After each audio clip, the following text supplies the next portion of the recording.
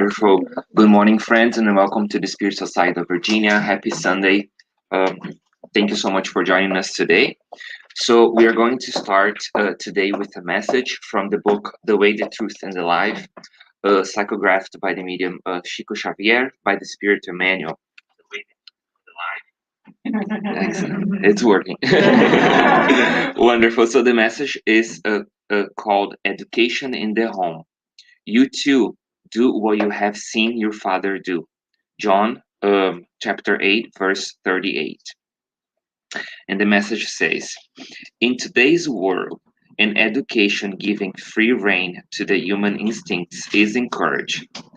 The old teachings involving developing one's character in the home are being forgotten little by little.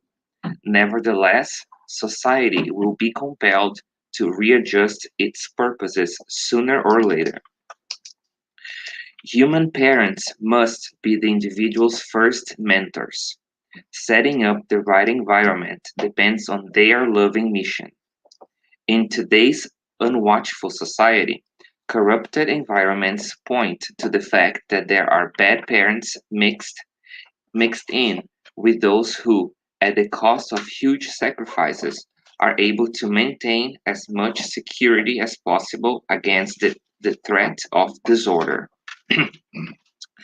The domestic endeavor can never be a release valve for unproductive pleasures because it continues working and cooperating with God. The man and woman who try to be parents while, at the same time, enjoying the pleasures of earthly life are blind, and they will finish their insane effort, spiritually speaking, in the common grave of uselessness. In vain do sociologists strive to replace education in the home with unintelligible substitutes, which only poison the soul. Only a spirit that has understood the parenthood of God above all is able to escape the law that says that children will always imitate their parents, even if the parents are wicked. Let us heed Christ's word, and if you have children, take the Master's statement as a warning. Thank you, Felipe, for bringing us this message. Let's pray to begin, right? What day is today? What day is today? At the center, at the center, at the center. Heart day. All right. Is that what you're going to say? I was gonna say Valentine's. Yeah. Here it's a heart day. Heart day. Everybody who has a heart belongs. Everybody is in. It's a heart day, right? So now we're going to pray to feel the presence of the loving and kind spirits. Thank you so much, dear Lord, for this message that our dear friend Felipe read for us. We need it at a time in which you know more than us. We need to reset values, and without God, we don't go places. We may build a family, we may go to work, we may even retire. We may have a decent life, and yet only you know if we're fulfilling your design, which goes beyond what society expects, aiming towards deeper understanding. We ask for your guidance. We feel your protection.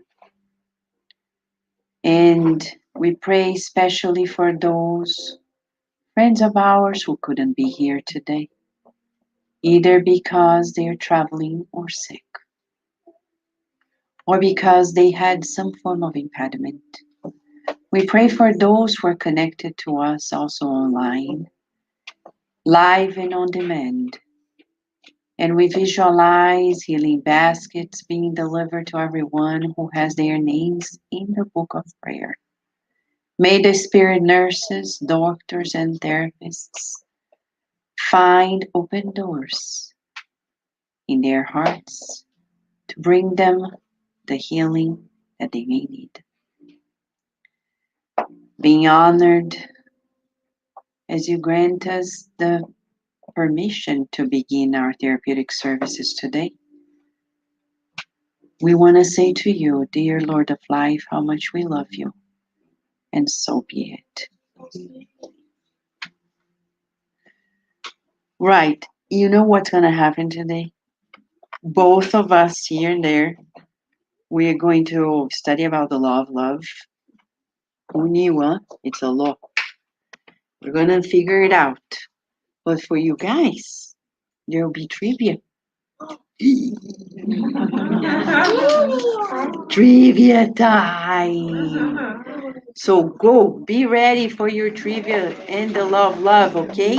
And embrace our dear Leonor, who is here, and she's the youngest.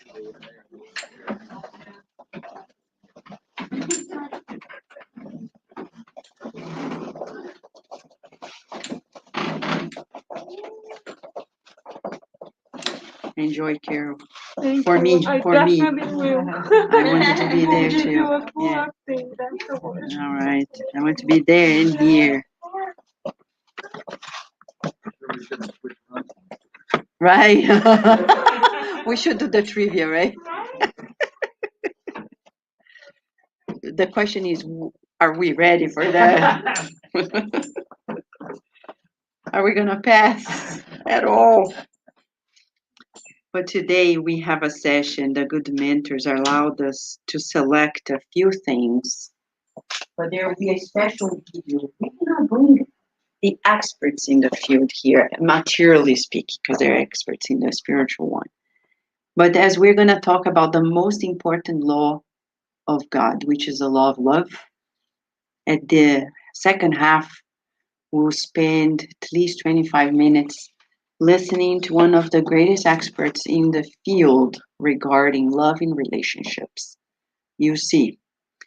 But for us, we'll bring the spiritist science first, as means for us to have common ground. And when we watch that video, see how we can put it all together. All right? So the law of love, of course, it begins with Jesus saying that the greatest commandment is to love God above all things, which we don't. Because some people, they love their husbands and their families more than God, which is impossible, but they think they do. They love their jobs, they love their lives, but God is not ahead of it. But when Jesus said it's a commandment, he meant it's a divine rule. He doesn't impose, but as a master, he's teaching us. It's a rule. If we ask ourselves, if I discarnate today, have I fulfilled everything I had to fulfill? It depends. The simple answer is, have you loved? If we say yes, then we're good. If we say, oh, but that person, but this person, but the other, but, then we fail. When we go back to the spiritual realm, which is the real life, nobody asks us, have you bought that house? Have you worked hard enough to buy that house for the family? That's never in our books. So you see how much time we spend doing things that will never really matter? Never. Have you bought that car? Have you got that job? Have you got a promotion? Have you built a family and had X number of people? It's not about numbers. There are people who are married their whole lives and they think they're faring better than those who marry divorce.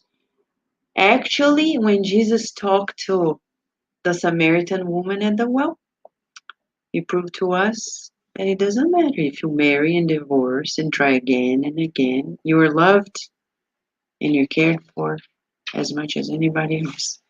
Because there are people who are married their whole lives and yet they don't love their spouses. It's just a show.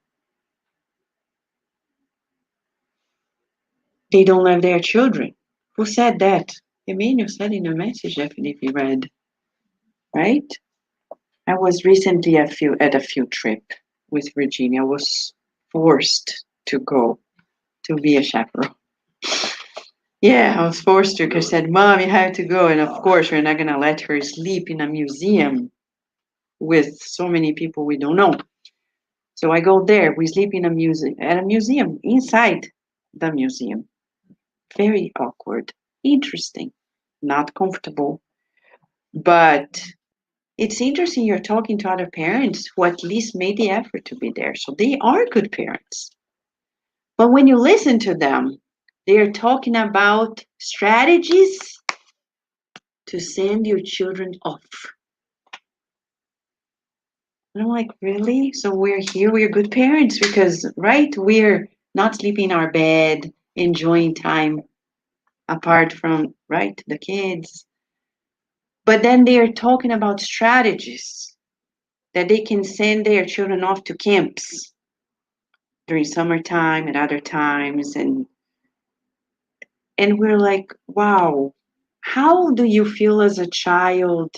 The parents may tell you in front of you or not, but they feel that you're so embraced when you're coming to life, and then as soon as you are growing to teen years, preteen years, the parents are like praying the day you get out of that house. How can that be love? It's crazy. Not that we want our children to be there, but it's not on us to plan for them to get out of the house. It's not on us to plan that out because naturally they will fly. But it's not on us to push them and to say, go. No, you have to. And one of them said, oh, my 13-year-old. And I shared this with you because if this is our case, we need to change because we're spiritists. Thinking the 13-year-old, like, oh, she doesn't like to go to camps. She prefers to stay at home. My younger one is very adventurous. So wait for the teen years, this adventurous mind, when they enter drug addiction, sexual misbehaviors, and then you see the price of adventurousness. And then I said, well, there are children and children, and if that's how she is, that's how she is. You have to respect people's different ways of being who they are. What if they want to be there? What if it's written in their reincarnatory plan that they are supposed to be with the parents? You're not going to accept it. Not saying that they are not going to work, that they are not going to study. But what if it says they will? Is that a problem? If they are laborious, if they work and go to school and everything, and they want to be near the parents, is that a problem?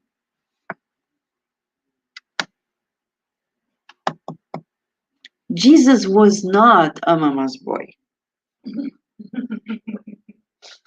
But he loved his mom. And she was around. And he never said, Mom, come on, don't embarrass me. I'm here in my mission and you're always around. Right? You see how Jesus is coherent. He loved his mom because she loved him too. Of course, he is who he is. But we need to think it's a divine rule. Am I fulfilling it? So, as written in Matthew chapter 22, verses 36 to 40, love the Lord your God with all your heart and with all your soul and with all your mind. I don't think these were the very words because back then we didn't have a word for mind.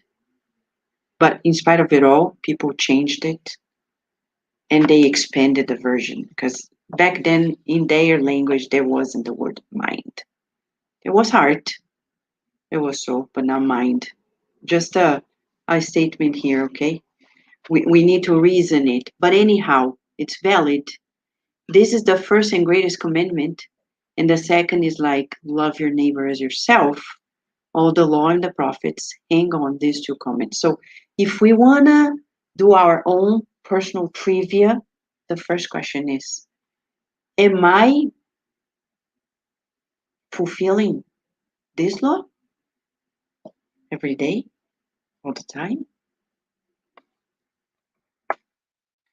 In Spiritism, we're going to see the expression of this commandment broken down in the 10th law written by Kardec in the Spirit's Book, Part 3, which is in chapter 11. Very educationally, he breaks it down. Law of justice, charity, and love. Why? And that's exactly what the children are learning today. They are learning that chapter of the Spirit's Book firsthand. And we get to know that actually, this is the most important law, since through this law, humans can advance the farthest in the spiritual life, and it sum up all others, all the other laws. So it's interesting for us because it's clear guidance. Our trivia is, am I being just? Am I being charitable? Am I being loving my daily life? So if we go to one by one in that very chapter 11 of part 3, they define what is justice. Justice, so many people say, no fair, not fair, right? Especially children, not fair. But what is fair? What is just? I can't forget the first time I read this in the Spirit's Book, and I was totally shocked, to say the truth, because I was like, I can't believe it. That justice is about respecting other people's rights. Because we think of justice as my rights. Actually, to be just, I need to respect your rights. That's why Jesus didn't knock on Caesar's door and say, you're doing everything wrong. Because he was respecting. Doesn't that blow your mind? Because we think we're so just, but are we? Do we give people really the right to be who they want to be in spite of us thinking it's wrong? Think of Jesus. He didn't teach us, he didn't gather people together to enforce anything. To the point that Judas thought he had a better plan. He said, we're going nowhere this way. Because this way you're doing, people don't know. The other day, a guy from Colombia, he gets to know cardiac radio, he wrote a book, and he said, Vanessa, we need to talk. Because people need to know of Chico Xavier's works. Okay? And I talk to friends in America, and they don't know of it. So you're telling you're not doing a good job. You think you have a better idea. You see, there is Judas mentality everywhere, thinking that we have a better strategy. Said, what are you doing? Did you write about Chico Xavier in your book? No. So then you want to tell me? I said, we're not going to talk about this because we have to do things.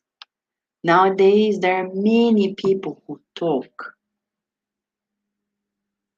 many who have programs everywhere, but they don't participate in Spiritist centers.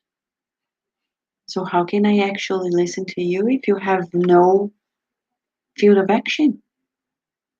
Is it enough just to read the books, talk about things, if you don't have a place where you actually have to put it all in practice, not only in our daily lives, but also in the Spiritist reality? Chico Xavier has not become renowned for the books he wrote. It spreads out because of who he was. And it's people will not get to know because of me, because of you, because of us, but because of the works that leave the marks and people know, and it may take time. When Jesus was here, he wasn't famous. Mm-mm-mm. He was like, yeah, every city he went, people were like, great, heal me. But others were bad mouthing him. And that's the greatest of us all on earth. Greatest in the sense of most evolved. He loved everyone, and yet people didn't love or understand him to the point that he was crucified. So you think we will be able to do better? We'll do our share. And the sum of us all will make the case for others. We can't ambition something that is not for us to do. We need to respect the rights of people. But they don't want to talk about God. Okay, then you don't. But they don't want, but you can. If you want to, you can. You do it in your life. And doesn't that suffice? Do we need everybody? No, justice is we let people be. That's to be just. It's not about the present, it's about the long run. One day, the other day, somebody called me from a psychiatric hospital, a friend from a long time. And he said, I'm here in the psychiatric hospital. And I said, what happened? He said, Vanessa, I remember how often you mention about this. You mention, and I always doubted. And now I believe in you, in what you said. He said, it's not too late, but you better not believe in me, but believe in God. And he said, sometimes we have to wait for situations to happen, for that seed to sprout and to grow. And who are we? We're helpers of the sowers, the sower. But we have to understand that people have their rights. That's part of the law of love. And then part of this love molecule, the whole, is charity, which is not only about giving alms to people, helping the homeless, the beggars, but the definition, as you know, it's about being benevolent with everyone, meaning of goodwill, being indulgent with others' imperfections, which is so hard because we see people's imperfections and usually we have a hard time accepting it. And three, forgiving offenses. This is true charity. Are we being charitable? If President Biden calls us today and say, Vanessa, need your help. Am I going to answer to that call right away? Am I going to partake? What if the neighbor says, I need your help right now? Who are we going to respond faster? You see how we're not benevolent towards everyone? We have a lot of self-interest. And self-interest is the worst of imperfection, says the Spirit's book, question 985. The worst of our imperfections is to have self-interest. I'm going to help you because you're going to help me. I'm going to help kind of, or not even help because, look, right? You see how far we are from being truly charitable? Because the first thing is not easy. The second, be indulgent with people's imperfections. We're not at home. Our children spill water. We're upset with them because they spill water. It's expected. They are growing. But we're furious and we start calling names, right? And then the third part of it in the book will tell us about, and this is so interesting because it matches the message that Philippe brought to us from Emmanuel's book, The Way, the Truth, and the Life, Education in the Home, talking about where love begins at home. It's going to talk about specifically maternal love, specifically about filial love.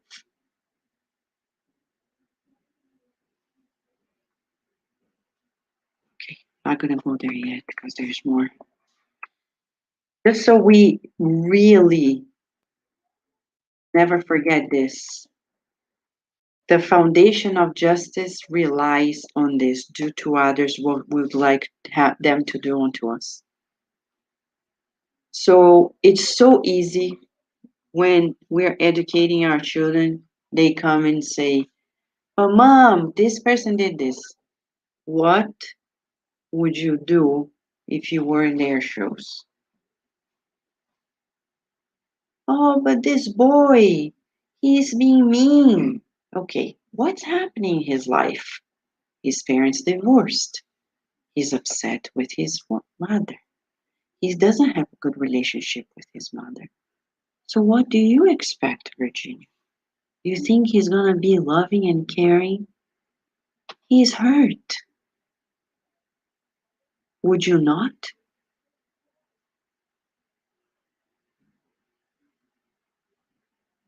So, we need to understand. Is it easy? No, but it's very action related. Do to others. It's not about don't do to others. Some people read this in the reverse, which is very different. Kardec explains that. Don't do to others. No, it's positive. Everything in Jesus is positive.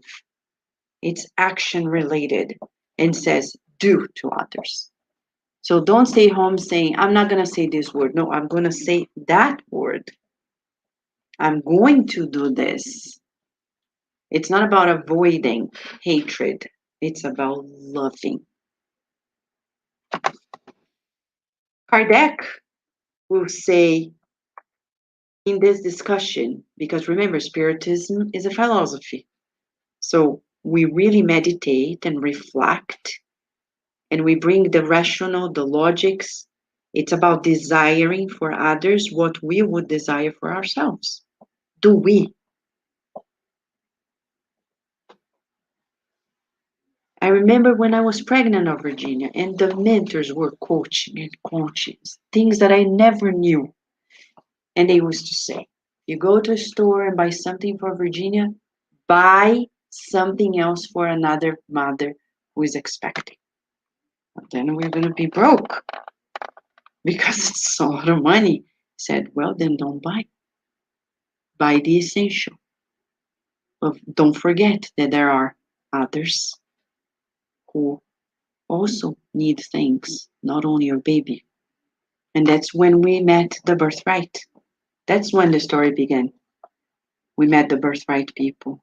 We talked to them, and to date, we keep, as a community, thinking of the mothers who are having babies, don't have the resources. Why is it only for our kids? Everything for our kids. What about somebody else's kids, especially those who don't have anything? Yesterday, we were at the homeless service, and we met this woman. She said, I have 10 daughters and I have 41 grandchildren. And we met 4 of her grandchildren, amongst them twin boys. And they were talking to us. She was explaining their lives. And I said to Daisy, I said, man, you know, she has more influence on earth than we do. Because she has a whole village as her family. And we're saying this because we look at them, we are in a setting that we think, who are they, right? And Mentor Joe's, don't be surprised. She will have more hands on earth than you.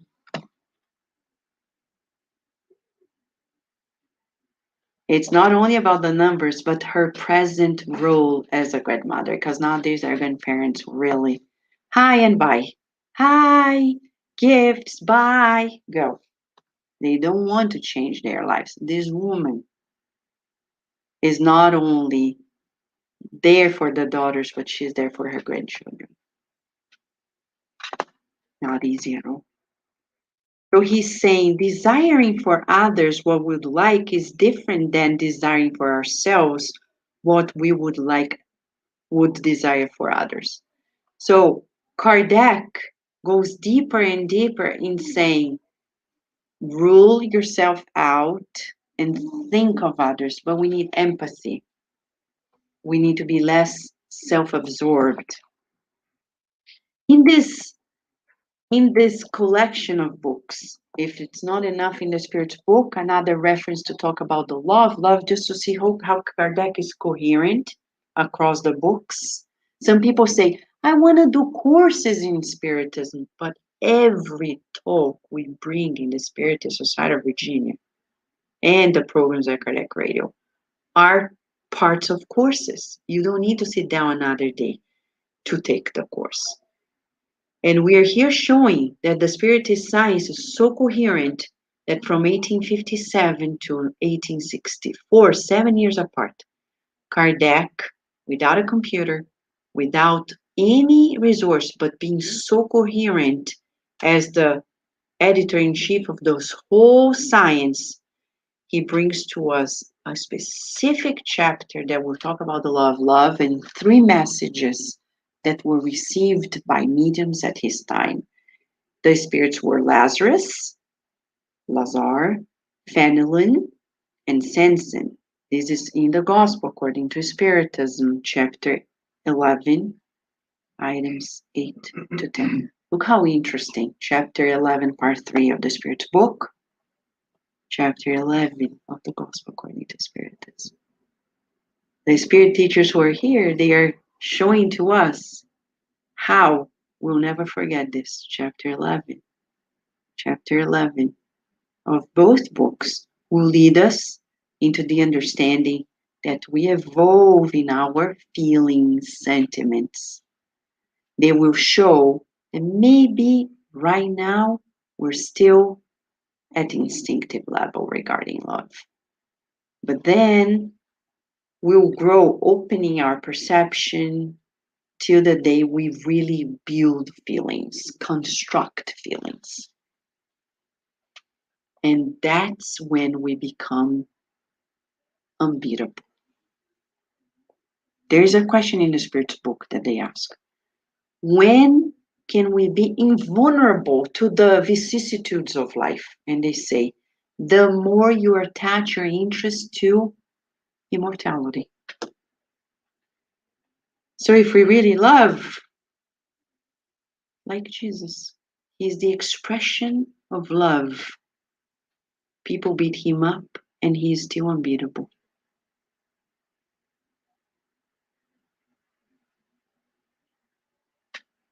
So another question for our trivia. Are we building feelings in our relationships? Feelings. Or are we just reacting? Instinctive level. Yeah, I'll give a hug if they give me a hug. It happens at home. Families are like this. I won't say good morning because they don't say good morning. I won't hug because they don't hug. I don't do it because they don't do it. Hey, but that's pretty animalistic, right? I just react. That's how dogs are. Cats, animals. We're no animals anymore. We're human beings. And we are supposed to be above reactivity, building feelings. As Fenelon says in chapter 11, item 4 of the Gospel according to Spiritism, do not believe in the sterility and hardness of the human heart. Cold heart, right? There's a song named Cold Heart, right? He's saying, don't believe in that. It yields to true love. Love is a magnet that it cannot resist. The question is, do you believe in this? Or do we believe certain people have a cold heart and that's it?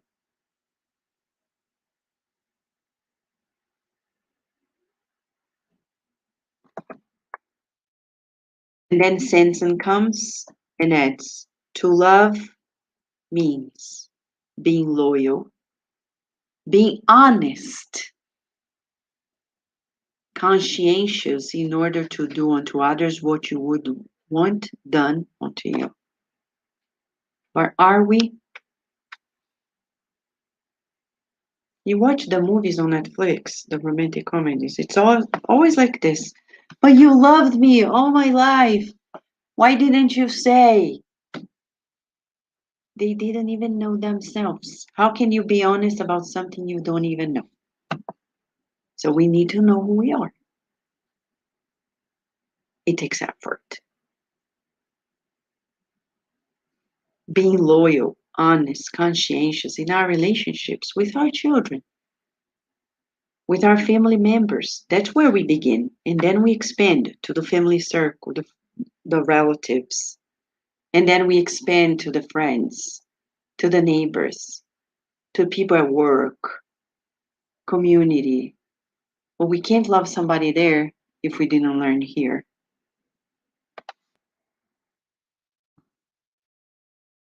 And that's the part that we're going to leave you to the expert on earth.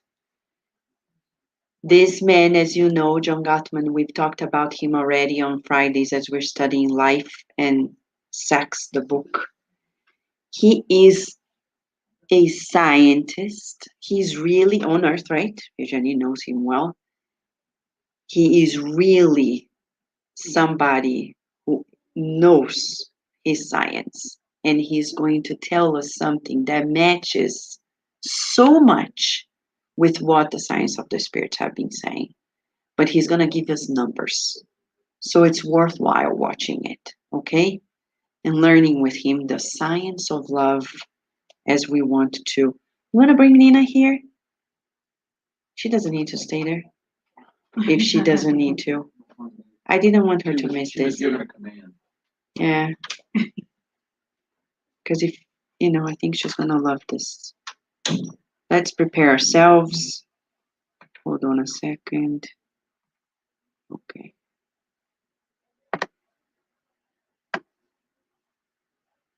Hold on a second. Oops.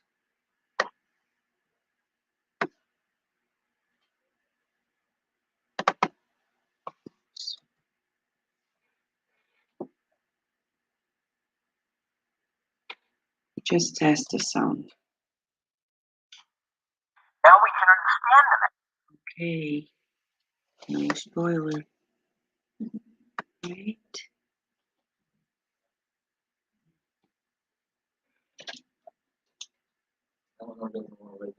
It's okay. What was Venice Beach before?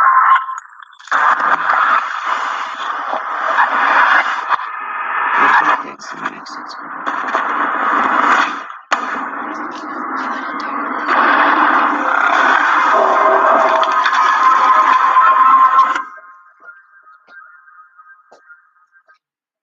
So this has been what I've dedicated my life to. There are 900,000 divorces in the United States of America every year. Fewer than 10% of them ever talk to anybody about their relationship. So why would you need a science? Well, we need a science to develop effective treatment and understanding of how to make love work. Why? Why should we care about having great relationships? Well, it turns out that in the past 50 years, a field called social epidemiology has emerged, and it shows that great friendships, great love relationships between lovers and parents and children lead to greater health, mental health, as well as physical health, greater wealth, greater resilience, faster recovery from illness, greater longevity. If you want to live 10 to 15 years longer, work on your relationships, not just your exercise, and more successful children as well. So love has a kind of magic. It's able to do amazing things. And one of my favorite films is Sleepless in Seattle with Tom Hanks and Meg Ryan. And I just want to share with you a quote where Tom Hanks is on the radio with the talk show host, Marsha. And she says to him, "Sam, tell me what was so special about your wife." And Tom Hanks, as Sam says, "Well, how long is your program?" "Oh, well, it was a million tiny little things. We were supposed to be together and I knew it. I knew it the very first time I touched her. It was like coming home." only to no home I'd ever known. It was just taking her hand to help her out of the car. And it was like magic. And Tom Hanks and Meg Ryan say the word magic at the same time. So, what about this magic? Can science really help find the magic of love? Well, the first step is that we needed a lot of data. We needed to basically understand relationships better. And that's not something I did alone. In fact, 45 years ago, we built a love lab, and this lab was built in part by a bromance. My best friend, Bob Levinson, and I created this lab. And Bob and I became good friends, and we realized that our relationships with women were not going very well. It went from one disaster to another. So basically, two clueless guys got together to build this laboratory. And then, over 30 years ago, a romance with my wife, Dr. Julie Schwartz Gottman, and we decided to work together to see whether we could make a difference. So basic research was followed by applied research. Now, we use validated questionnaires, online questionnaires that allow us to assess the strengths of the relationship and the areas that need improvement. And we validated these questionnaires to make sure that we knew what we were measuring and we could measure things reliably and accurately. So we created this checkup, and over 40,000 couples have taken these questionnaires, and we get a green circle for strength, a red box for an area that needs improvement. But we get this story of their relationship. We ask them about how they met. We find out the quality of their friendship and intimacy from this interview. And we collect physiological measures from them as they're talking to one another. We're measuring heart rate, blood velocity, skin conductance, respiration, a variety of things like that. And we score their emotions second by second in this kind of split screen arrangement where even though they're facing each other, we can really code facial expressions, voice tone, nonverbal behavior, and verbal behavior very accurately and reliably. We have them use a video recall rating dial, which they just turn from extremely negative to extremely positive as they're watching the videotapes to get their perception of the interaction as well. And then we synchronize all of that video, physiology, coded emotion, and perception. And on the left, you see all the physiological measures we're collecting. And a cursor that moves along. And in this particular moment, the wife has said something that just makes the husband dissolve in hilarity. And shared humor turns out to be very powerful in a relationship at reducing physiological arousal. So what did we find from this laboratory? We got over 90% success in predicting either divorce or stability or the happiness of relationships that were stable. And the major impact of that finding was that Julie and I didn't get invited out to dinner very often. But the effects replicated 6 different times in 6 studies that Bob Levinson and I did over the whole life course. And that's probably the most replicated effect in the study of relationships now. And we're no longer alone. Other labs are getting very similar kinds of results. We followed these couples for as long as 20 years. Straight couples, gay and lesbian couples, newlyweds, middle-aged couples, older couples, into their late 80s and 90s. So what do we find? This over 90% prediction. What predicts? And we kind of sit down in our lab and talk to a couple about their strengths and areas that need improvement based upon this research. Well, one thing we do is we create kind of a Dow Jones industrial average of a conversation. And by doing that, very much like the Dow Jones, it's really good if the cumulative positive minus negative emotions are going up. In other words, on the left, we see a low-risk couple where there really is much more positive than negative in general, right? They go up and down. And on the right, the high-risk couple where basically they go down all along their interaction. Well, it turns out that one thing we discovered was that the way the conversation starts in the first 3 minutes of a conflict discussion will predict 96% of the time whether they're a low-risk couple or a high-risk couple. So startup, the way each person starts before they start influencing one another, is very critical in this prediction. The other thing we learned is something we call the Roach Hotel hotel model of relationships. Remember the Roach Hotel?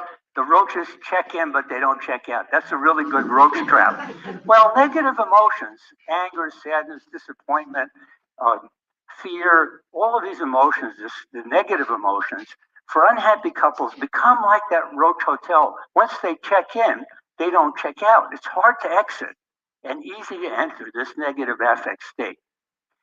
And it turned out the balance of positive and negative emotions is our key index of this magic that Tom Hanks was talking about in Sleepless in Seattle. The balance of positive and negative emotions. So this ratio of positivity to negativity during conflict in unhappy couples, that's why this slide is in red, was 0.8 to 1. Just a little bit more negativity than positivity. And I was completely wrong. I thought that would be a great relationship.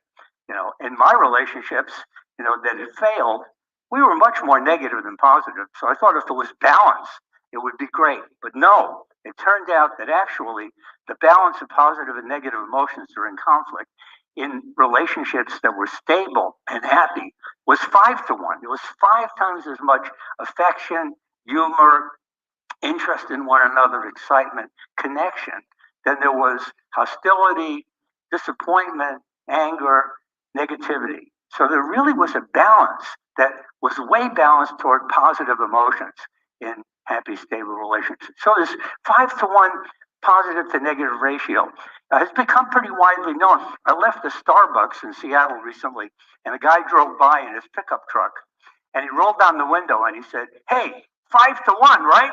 I said, "Right." So we both gave us the thumbs up sign. So that's our index of the magic. But then we thought, okay, you have an index, but how do you change that index? What do you need to really make a difference? And so our hypothesis was that you needed 3 things: physiological calm and trust and commitment. So what about those things? Can we actually measure those in our laboratory? And can we actually make a difference? And is this right?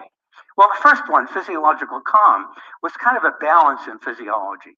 The couples whose heart rates were lower, whose blood was flowing less rapidly, who weren't sweating as much, those people actually seemed kind of boring, but they had great relationships.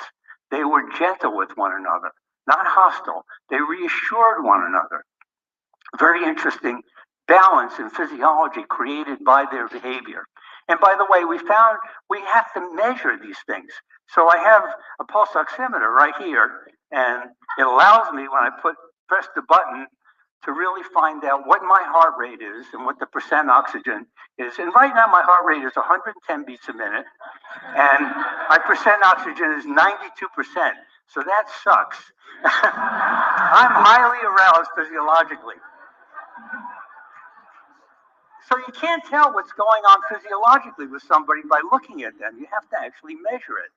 And we have to build physiological calm in a couple. Now, why? Why is that so important? Well, it turns out that when people are calm, they can take in information. They can listen. They can be empathetic. They have access to their sense of humor. That's very important. But when they're flooded, when there's a diffuse activation of various parts of the autonomic nervous system, they're much more likely to be in attack or defend mode, right? So if a therapist doesn't know what's going on physiologically and says, "Can you summarize what your wife just said? Summarize what your husband just says? Can you validate and be empathetic?" They can't do it if they're physiologically aroused, right? So the therapist actually has to know that to help them calm down. So physiological calm is good. That's what we learned. So part of that trio of variables, we know we have validation that that's important. But the magic also comes, we hypothesize, from building trust. So what's trust? It's something that people talk about, but can you measure it? And it turns out we can measure it reliably and validly. And a trusting relationship, a mutually trusting relationship, really leads to intimacy and great sex. A distrusting relationship leads to loneliness. And guess what? The major reason people have affairs is not because of sex or desire. It's because they're lonely and they have found somebody who finds them interesting. and wants to talk to them in the context of a relationship that really isn't working very well. So what is trust?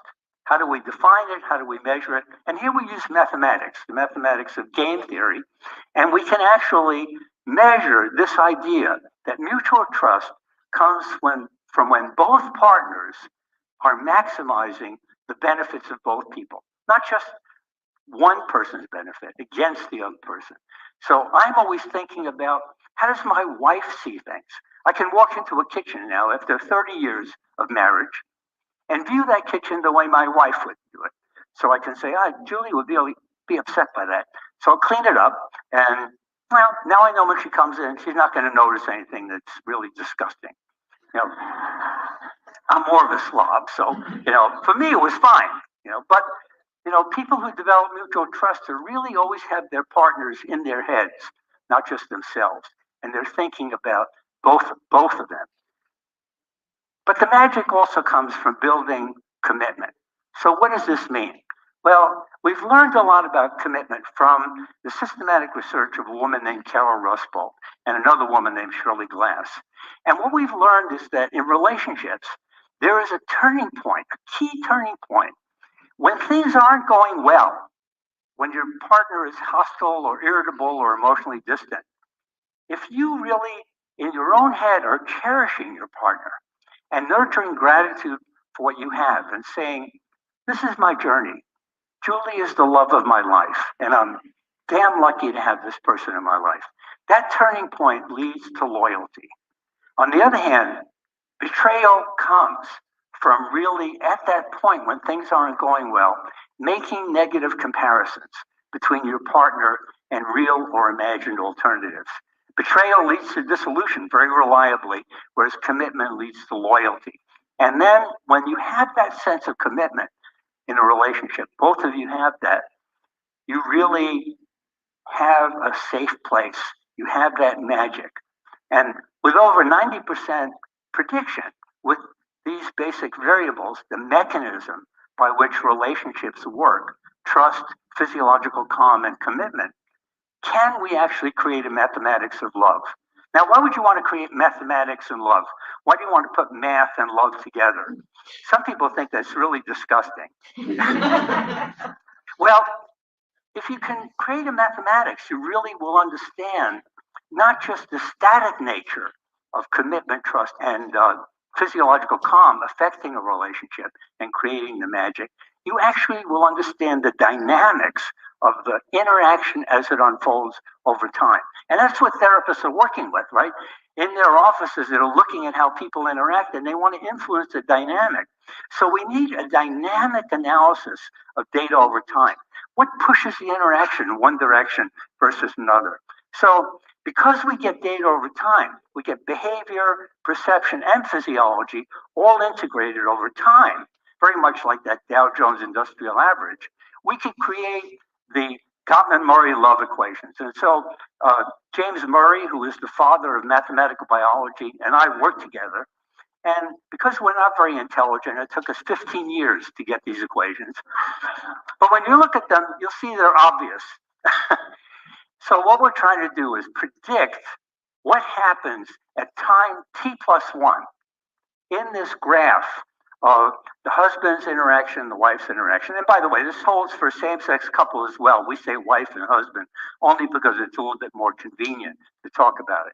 But can we go for what's happening in this graph of behavior or physiology or perception at one time and predict at a later time? And in fact, we can develop these equations.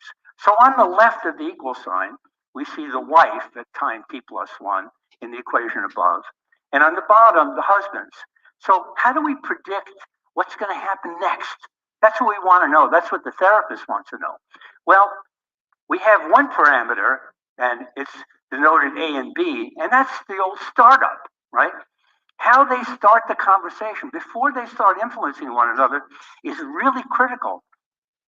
And so that's the theory, that the way they start up, the way the wife starts up, that one constant is very, very important in predicting what's going to happen next.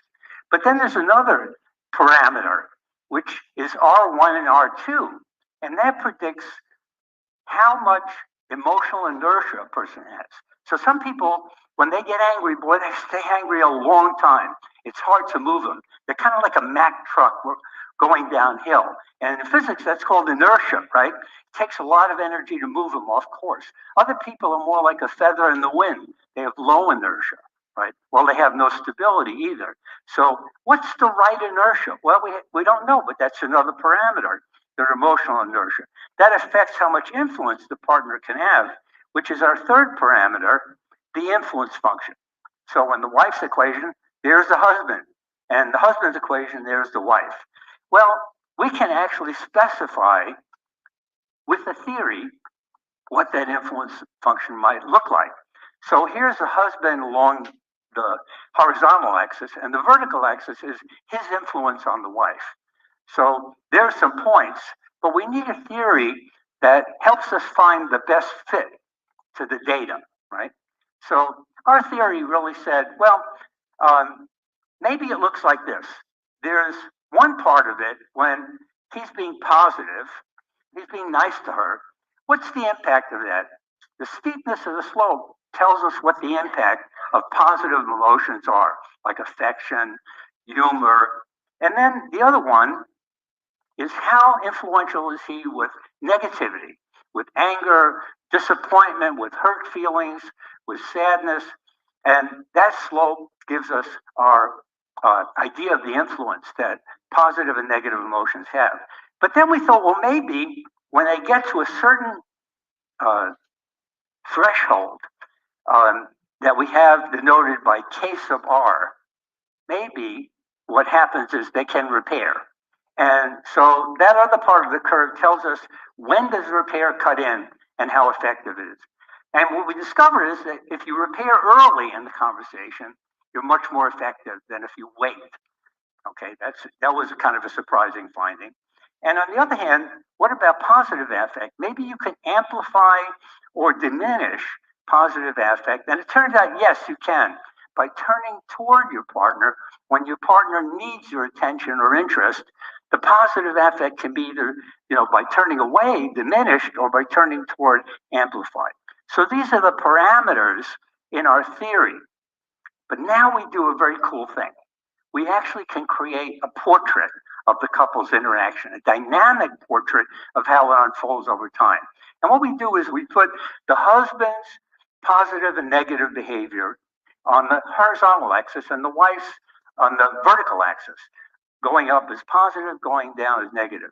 That gives us quadrants, 1, 2, 3, and 4.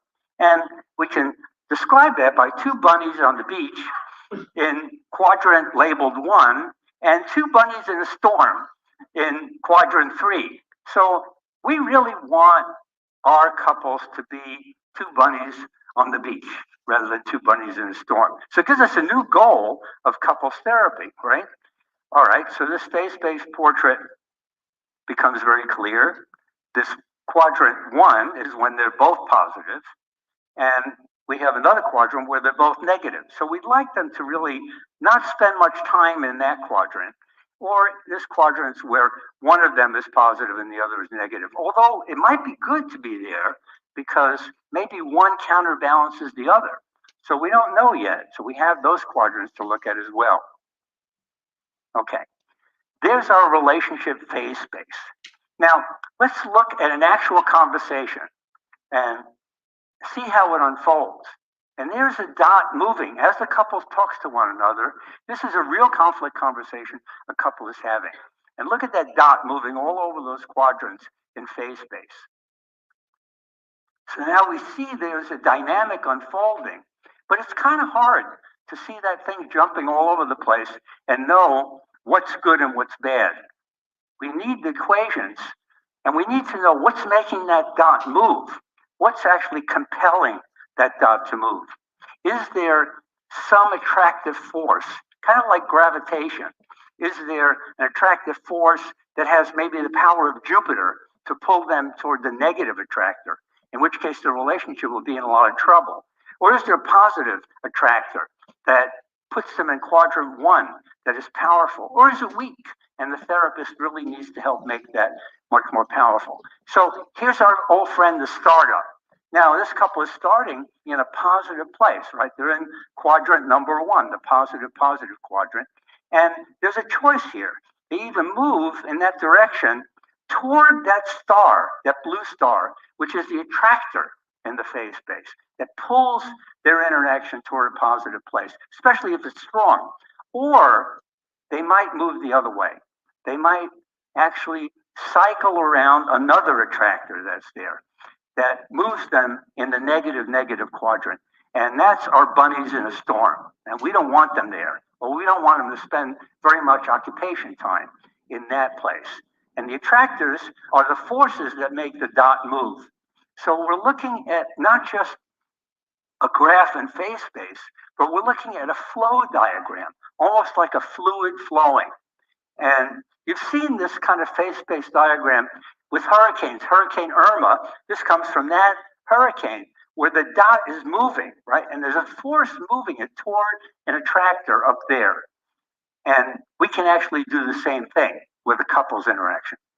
So, okay, that's a theory for getting a dynamical picture. Does it work? Well, this is what a stable, unhappy marriage looks like. Look at all the flows. Look at the arrows.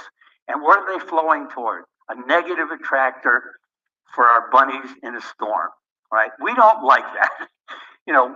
And well, what about divorced couples? Well, it turns out with divorced couples, you get this picture. There are three attractors in that negative quadrant. And one is unstable, the one between the two stars, and the two stars are unstable. So what we get there is turbulence. Not only is there flow toward the negative quadrant, but a lot of energy is expended as they move from one attractor to the other. That turbulence is probably what predicts divorce versus being in a stable, unhappy marriage. Now, I don't know which is worse, but they are different. But the real test is, what about good relationships, happy, stable relationships? How do they look? And it turns out when you put this together with real data, you get this picture. So, yes, it's true. Happy, stable relationships have a positive attractor. Very, very simple phase-space diagram. And no matter where they start the conversation, where that startup is, they'll go toward a positive place, which is kind of amazing. That's the dynamics of a good relationship. So we did it. We actually were able to describe mathematically the dynamics. Now, here's another thing you can do with the math. With the math, we can simulate any couple under imagined conditions. In other words, we can do thought experiments. We can do experiments by changing the parameters, and mathematically, we can select the best intervention to help a couple just using math. So for example, here's a couple, and what you see on the left are these sliders where we can change every parameter in the math equation, right? We can change their startup, we can change their emotional inertia, we can change their repair threshold, how much they repair, when they repair. And here we see, you know, the green lines that show us the influence functions and the arrows that show us the phase space portrait, the flow. So let's take a look at an actual couple. And here we see this couple are two bunnies in a storm. They have that negative attractor. And we can actually move the sliders to say, what would they look like if their startup was just more positive?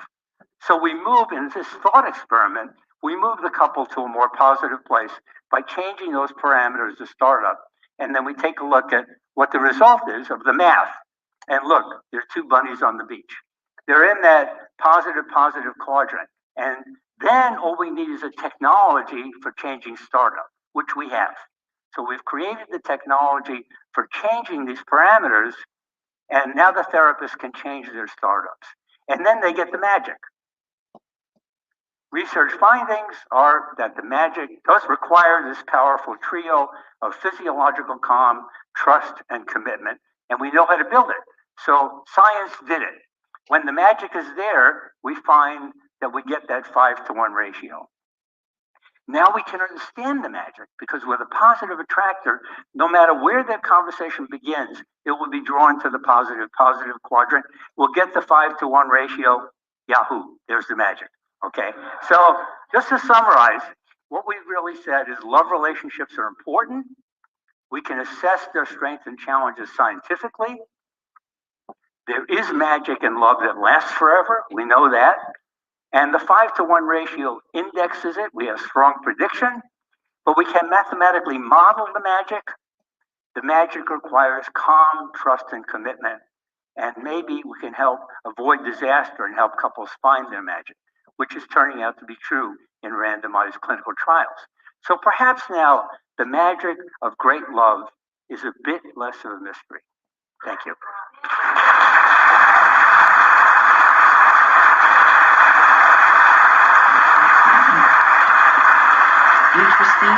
Interesting, surprising, right? What is interesting, of course, he's talking about couples, but for us, we can extend it. Of course, he's done beautiful research. This is amazing. But we know, as we study the book Life and Sex, that it's about relationships in general.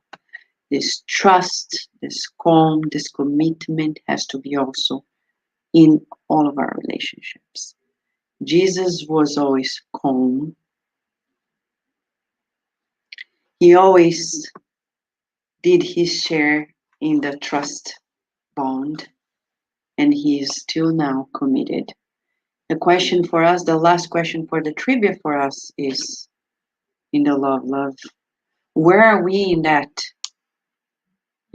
magic in our relationships? Not only couples, but also parents and children, relatives, friends, etc. Where's our calm? Where's our trust? Where's our commitment? Because whether we are in the center, out of the center, at work, in our neighborhood, in our families, if we don't have those, we can predict it's not going to work. So, to go from where we are to the next level, he's telling us what Jesus said a while ago. If we focus on the positive, focus on the positive, focus on the positive in all of our relationships. Amazing. All right. We're going to prepare ourselves now. Anybody has a question or a comment before we go to the next part? Yes, John. I thought it was fascinating, but how the relationship starts, the conversation starts. And that's so right, because it starts out amicably, great. But as soon as it go a little negative, it's just a down. You can sustain it, right? Hard to pull it back. Just see if there is anybody here. I made a connection. Sure. There is a mood meter by, I think it's by the Yale Foundation, because it's a program used at school. Mm-hmm. And there are 4 quadrants of emotions. And his quadrant of love shows the same way that the kids learn of a high energy, positive mindset. So I highly recommend parents to look at the mood meter and share with the kids, because it's the same concept, but more easily for the kids to understand where they need to be. And one of the things that we do at my school is identify where you are on the quadrant that morning. So then we can provide intervention. But it's exactly that. When I saw the quadrant, I was like, oh, that's a mood meter that we work with the kids. Beautiful. Thank you, Rejane.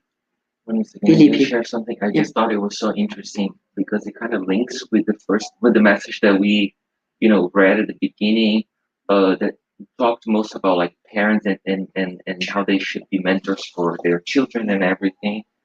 And I feel like by watching this video, what I got is also like no one else is going. Our environment is not really doesn't really tend to be always a positive one, the way that things are with social media, with work, with the the hustle for money and for buying the house and everything else. But I feel like no one else is going to do that work other than us of being positive. So it needs to start within, right? It needs to be, don't wait for others.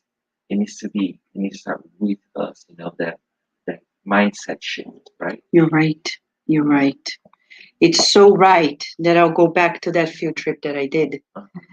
When kids were sleeping, the tutors went away and the parents were sleeping. And I'm like, oh my gosh, this is not going to go too well.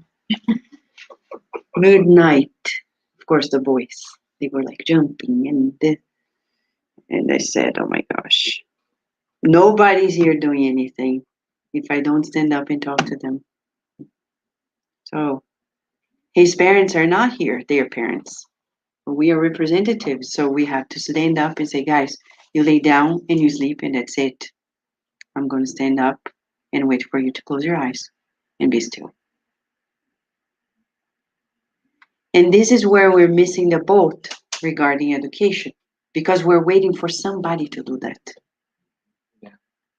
As in our relationships, as Felipe is saying, we're waiting for the partner to give that loving stop. We're waiting for our child to be obedient for us to love the child. We're waiting for teachers to educate our children. We're waiting for society. It's never going to happen.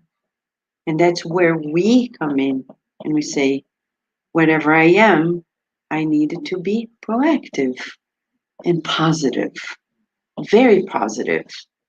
And then the next day I asked the boys, said, what happened there, guys? You were unsettled. And I felt so sorry for them. They said, it was too hot. I wasn't comfortable sleeping on a sleeping bag. I wanted to sleep on my bed. And a girl came to me and said, I wish one of my parents were there. They're still fourth graders. They are now like, oh, teenagers, right? And what is the problem if they miss? It's not, it doesn't mean they are not emotionally regulated, but we still need one another, right? So, of course, they were not crazy. They were just reacting, having a hard time regulating themselves because something was missing. And that's where we come in place and we are what they're missing. You need a parent? Here I am. Okay? Quiet, still, don't move, close your eyes, sleep. They were so happy they slept. They wanted somebody there. And that's where we fail. We want them to be independent. We want our partners to be independent of us. Well, divorce is going to be across the street because we need each other in our relationships, just like in our center. You know, things will happen as we join in, as we engage, as we partake, as we're committed, as we are engaged.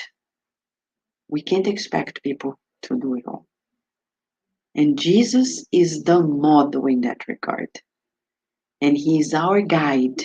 So we need to look at him every day to fulfill the law of love and say, I am reliable in my relationships. People can count on me. I am committed to my relationships in life. I pray for people whom I know. I pray for them. If you have insomnia, pray for people. You will sleep faster, for sure. Pray, wish them well, do something. But say, yeah, I like people, but you never show up, you never engage, you never partake, you never do anything. That's not love. Love, if not expressed, does not exist. So let us express our love for God first and foremost as we march towards the spiritual passes, okay, friends? We're going to do the spiritual passes. We're going to turn off the main lights and prepare for the spiritual passes, all right?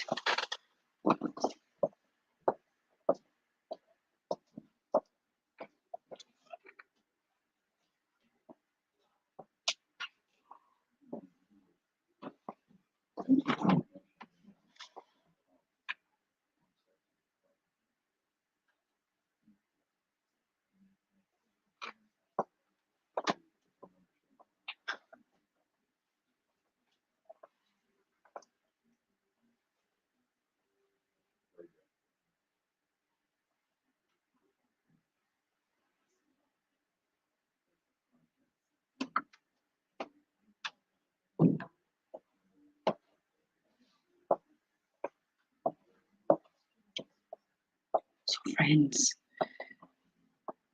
you know, the good spirits, they are highly committed to helping us, no matter where we are. For those who are connected over the internet, we're here presentially. Of course, if you are connected over the internet and you live nearby, they will help you, but they would help you more if you come to the center. So the effort you make on your side maximizes the results. So don't expect miracles if you don't make effort. Let us visualize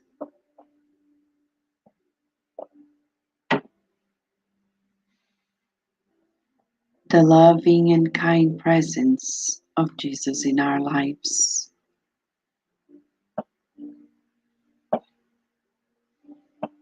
Let us feel and visualize the kindness from Jesus' heart showering upon us. Let us see light displacing toxins from the mind and the bodies as we breathe in and out and feel the replenishment of minds and bodies by loving, strengthening molecules. We breathe in and out, feeling recharged, balanced, as we visualize a bouquet of healing flowers being given to us by the loving and kind spirits, offered to each one of us. We visualize now the healing spreading itself to our family, friends, colleagues at work, and our homes being visited by Master Jesus and his team, securing our environment in his loving kindness, spreading his light to every home in our neighborhood, visiting everyone. He cares for all.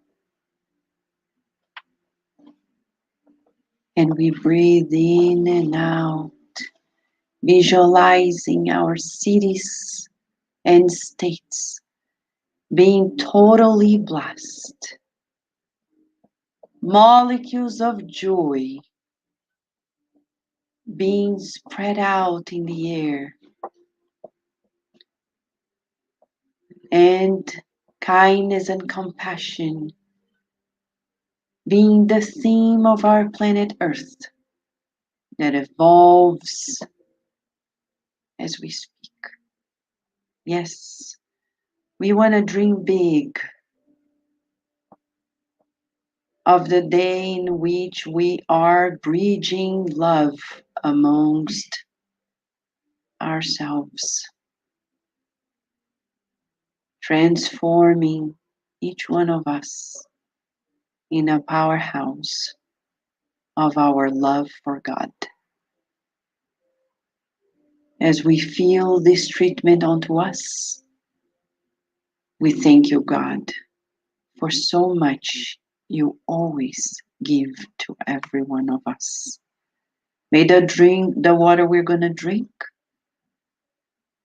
be filled with the remedies that we need. May we absorb them thanks to your mercy and kindness. With your permission, we close this part of our special day on the love. And also the food we're going to share be nourishing for mind and bodies. And so be it. Let's drink the water that Fabiana is kindly going to share with us. For those who are with us over the internet, many blessings, dear friends.